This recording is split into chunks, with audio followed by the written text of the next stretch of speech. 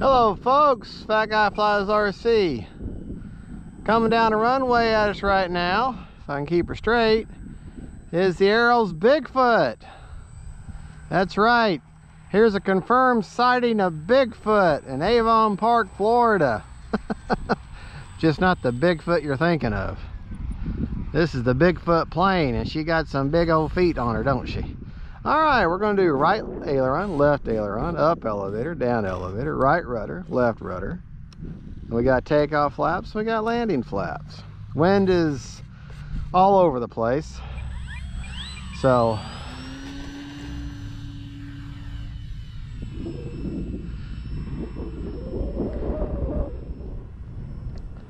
I have flown this plane on 4S with its stock setup.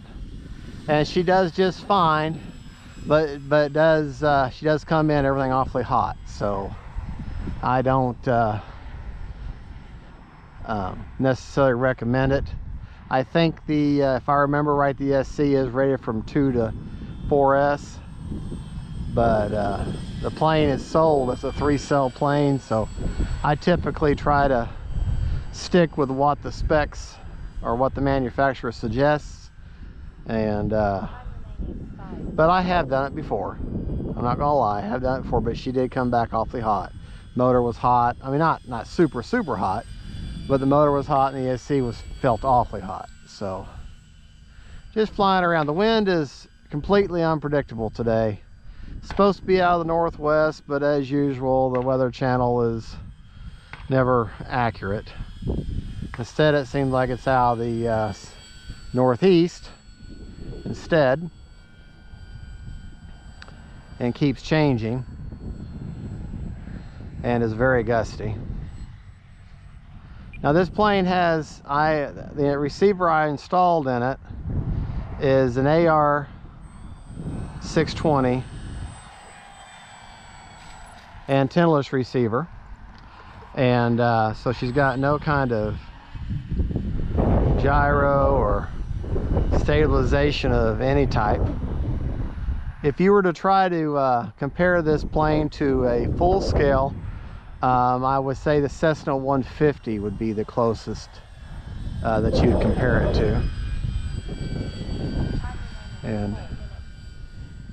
But yeah, the wind is just absolutely. I'm running an older Venom 3200, and it doesn't quite have the punch that it used to have.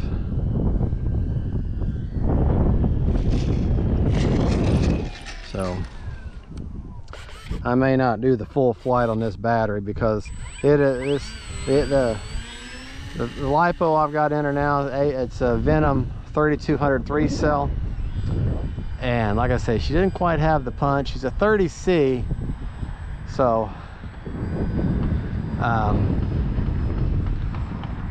so as far as the ratings go, it's okay for this plane.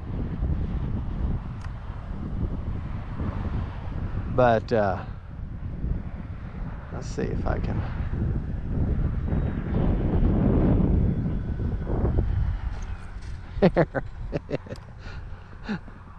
That's a fun little thing to do. Bring her in against the wind. And get her turned around here. Good looking little plane, isn't it? I like to call her Mr. Scrappy. I'll call him Mr. Scrappy. But anyways, that's the what you want to hear, motor off. Motor off before you touch a plane.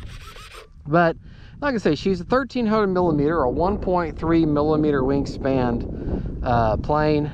She's got 4-channel, or actually she's 5-channel because she also has flaps. She's got the LED. You can see the red navigation light on this side. She's got a white flashing landing light there, and then the green on this wingtip here. And she's got the big Tundra tires. If you buy this plane though, check your wheel, the axles, make sure that they're nice and tight as far as the connections. Put a little Loctite on them or CA on the end so they don't come loose, because I didn't check that when I put this plane together, and after about the 5th or 6th flight, one wheel just come flying off, and well, the landing was less than spectacular. So make sure you check those, make sure that they're moving freely, but the connections are nice and tight. And that black patch that I have on top of her is for me to put a GoPro Velcro on, a run cam or a GoPro or something, so that's not what's normally on there.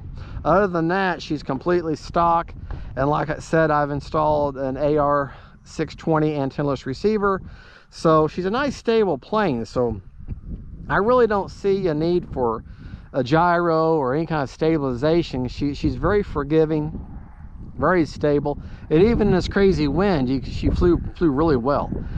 She's got just enough power. I think I'm starting to agree with people that I think she needs a little more power, but she flies just fine, just the way she is. I personally would like to have a little more power, but I'm okay with it. Maybe I get a little bit better of a battery, a little more punch to it. So, all right, folks. Well, thank you so much for watching. Don't forget to like and subscribe, and God bless y'all. Bye-bye.